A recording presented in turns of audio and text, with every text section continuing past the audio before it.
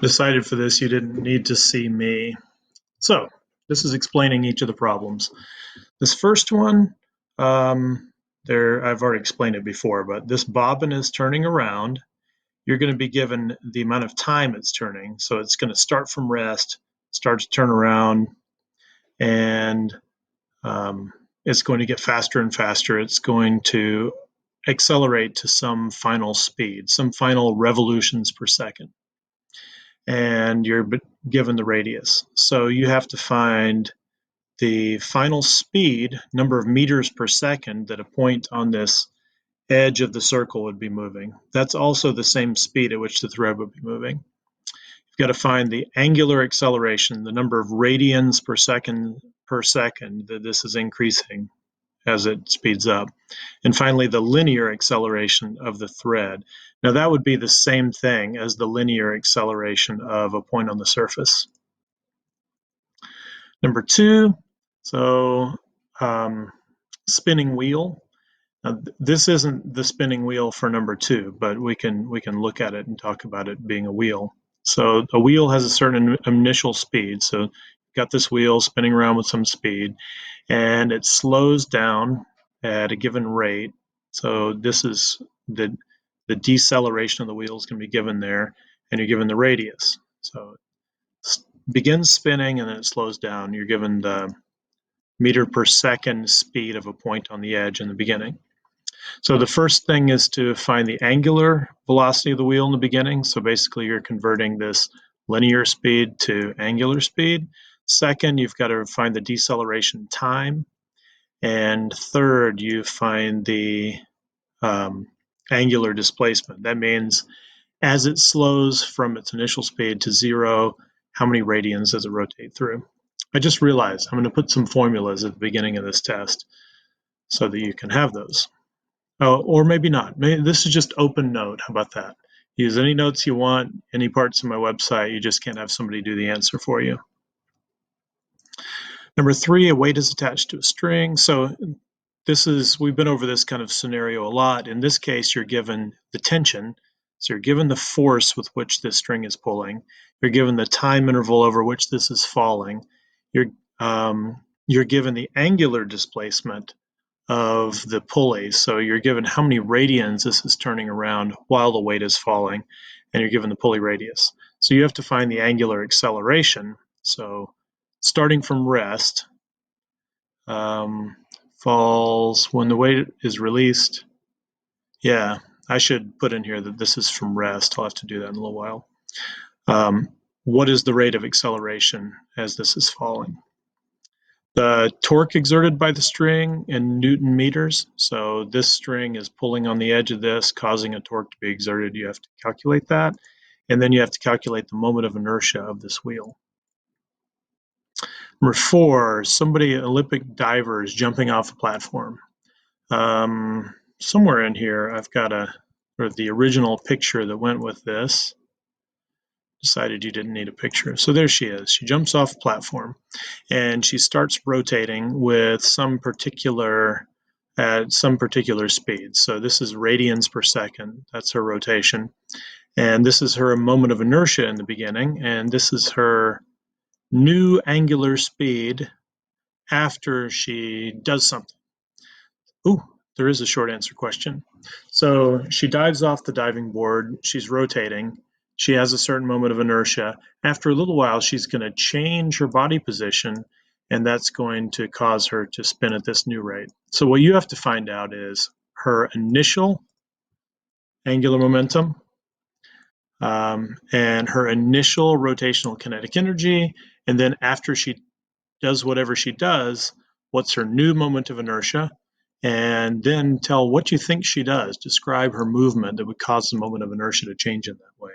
And the answer might be different depending on your different values. My video is ending in 30 seconds, so I wonder if I can upgrade. I'm going to try that. Can I start upstairs? Would that be easier? Sure.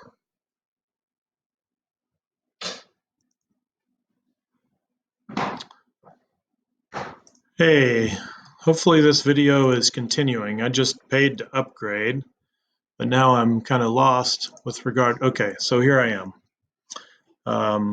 Let me, I'm just going to assume it's still going. All right, number 5, a round object has the radius given below. So here's the round object.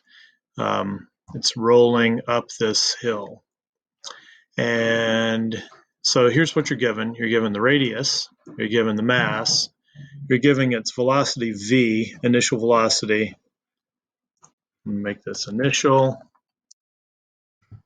at the bottom of the ramp, meters per second. And then you're going to be given some value of x to use in determining its moment of inertia. Oh, and you're supposed to find the height. So this is going to have some velocity, and it's going to roll up, roll up, roll up, roll up, and then stop there. You've got to figure out how high it's going to go.